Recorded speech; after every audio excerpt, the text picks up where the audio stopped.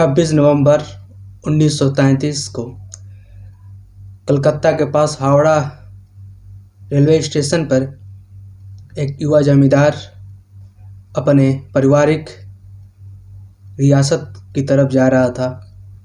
अपने सगी संबंधियों के साथ वह ट्रेन का इंतज़ार कर रहा था।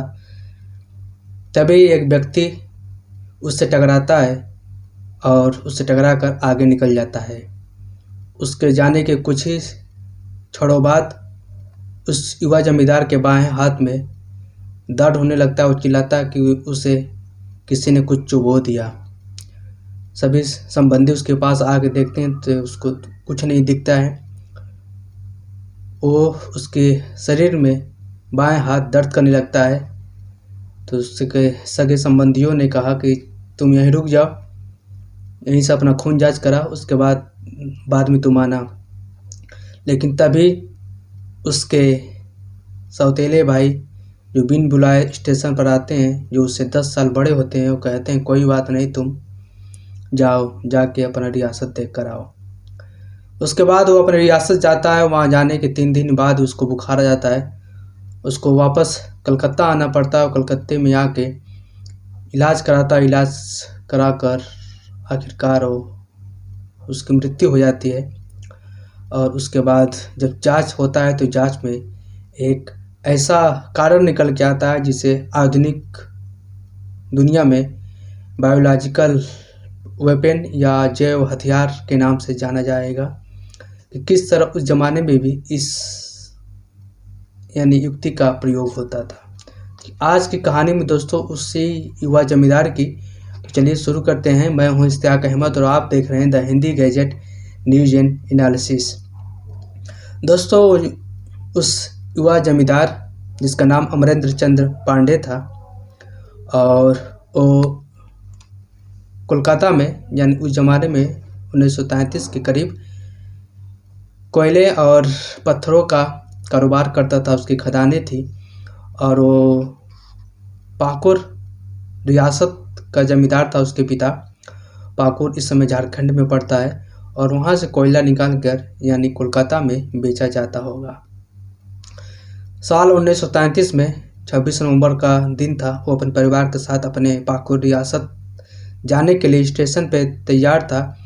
तभी एक व्यक्ति आता है, उससे टकरा के निकल जाता है। उस व्यक्ति से टकराते ही वो युवा जमींदार अमरेंद्र चंद्र पांडे चिल्लाता है कि मुझे कोई कुछ ने चुभो दिया।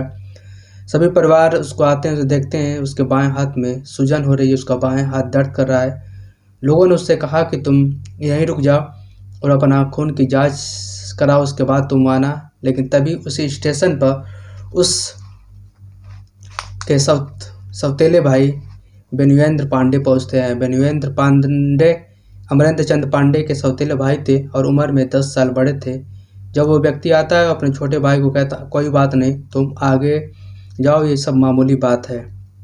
आखिरकार जब वहाँ झारखंड पहुँचते हैं पाकुर अपनी रियासत पे छोटे युवा जमींदार, तो 3 दिन बाद ही उसको बुखार आ जाता है। और बुखार आने के बाद वो वापस कोलकाता लौट आता है और जो वो अपने जांच कराता है। जांच कराने के बाद उसकी रिपोर्ट अभी आई ही नहीं थी। उसका बुखार लगातार बढ़ रहा था और 3 दिसंबर को की रात में अमरेंद्र कोमा में चले जाता है और सुबह ही यानी 4 दिसंबर को उसकी मौत हो जाती है। डॉक्टर ऐसे ही बयान में दे देते हैं कि उसे निमोनिया हुआ था, उसके फेफड़े में सूजन था, इसलिए उसकी मौत निमोनिया से हुई थी। लेकिन जब पोस्टमार्टम उसकी रिपोर्ट आती है, उसका खून सैंपल आता है, तो उसके खून में एक खतरनाक वायरस पाया जाता है जिसका नाम यर्सिनिया पेस्टिक होता है। यर्सिनिया पेस्टिक ही प्लेग का जनक कहा जाता है। जो प्लेग फैलता है चूहों और कीड़ों के पिस्सू के द्वारा, उसी का ये वायरस है, बैक्टीरिया। और जब इस बैक्टीरिया उसके खून पाया जाता है तो कोलकाता के तमाम डॉक्टर चौंक जाते हैं।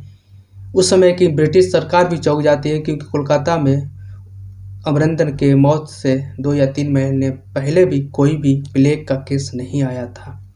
आखिरकार ब्रिटिश सरकार और उसके आसपास उसके चाहने वाले थे, कमीशन बैठाई गई, जांच बैठाई गई और जांच में निकल के निष्कर्ष कुछ और ही आया।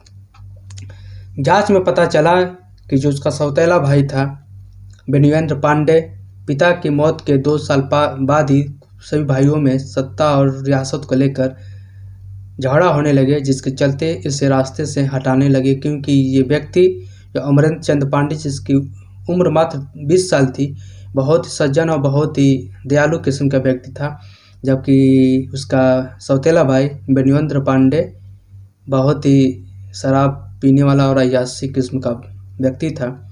आखिरकार जांच में निकल के आया कि जो इसका भाई था बेनिवेंद्र पांडे का एक दोस्त था डॉक्टर तारानाथ भट्टाचार्य।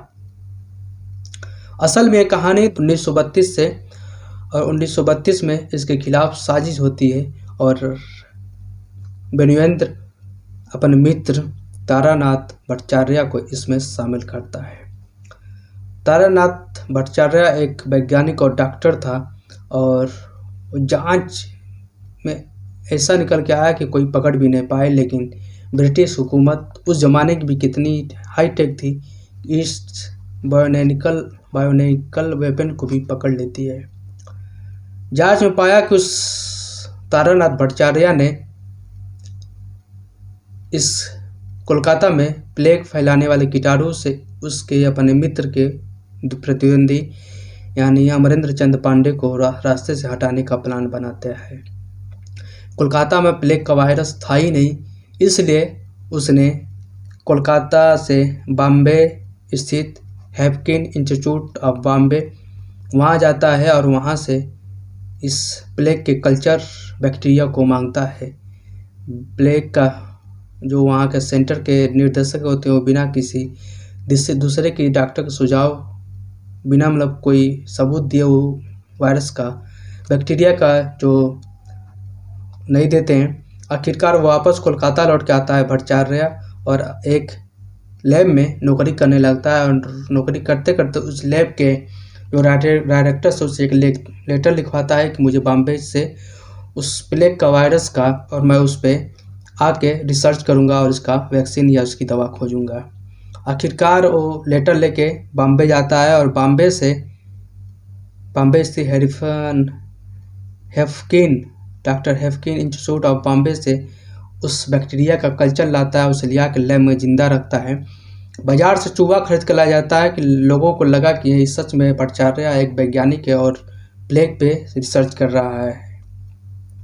उसके बाद एक व्यक्ति को ढूंढा जाता है जो सुपारी लेकर मतलब हत्या करता है, और उस 1932 से चालू हुआ साजिश 1933 26 नवंबर के दिन इस घटना को अंजाम दिया जाता है। और जब अमरेंद्र चंद पांडे अपनी पाकुड़ रियासत जा रहे थे उसी हावड़ा स्टेशन से, तो वहीं पर एक हत्या करने वाले व्यक्ति को साजिश में शामिल करके वो वायरस दिया जाता है, और वायरस से उसके शरीर में, उस युवा जमींदार के शरीर में इंजेक्ट किया जाता है, किसी को पता ना चले, इसलिए तमाम डॉक्टरों से इलाज भी कराया गया। जो डॉक्टर उसके सौतेले भाई बेनिवेंद्र के थे, और बेनिवेंद्र पांडे इस घटना को अंजाम देने के बाद नॉर्मल था, सभी जांच में साथ रहता था, लेकिन पुलिस ने हत्या के तकरीबन 3 महीने बाद साल 1934 के फरवरी महीने में इस अंजाम देने वाले को, इस साजिश को मतलब खोल देते हैं पुलिस वाले और उन दोनों को गिरफ्तार करते हैं।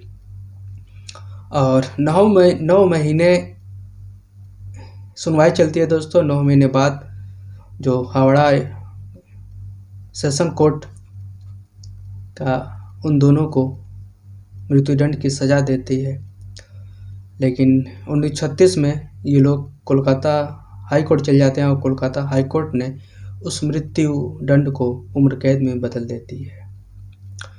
दोस्तों, उस ज़माने में प्लेग इतना खतरनाक, 1886 से 1918 के बीच, यानी 1918-1920 के बीच तकरीबन जो उपमहाद्वीपीय हैं, जो आज पूरे अफगानिस्तान, पाकिस्तान, इंडिया, बांग्लादेश हैं, उनमें तकरीबन 1.20 करोड़ लोगों की मौत हुई थी उस प्लेग से। और प्लेग इतना खतरनाक बीमारी थी कि ये चूहे कि स्क्वाक होते हैं, चूहे के जो पिस्सू होते हैं, उन्हीं के द्वारा यह फैलता था। और चूहे जैसे खटमल होता है वैसे इसका पिस्सू होता है, और शरीर पे काटने के बाद 15-20 मुश्किल से 1 महीना जाते जाते लोगों की मृत्यु हो जाती थी। आखिरकार ब्रिटिश सरकार ने इस घटना को जो अंजाम दिया था उन दोनों को जेल में भेज देती और कहानी समाप्त होती।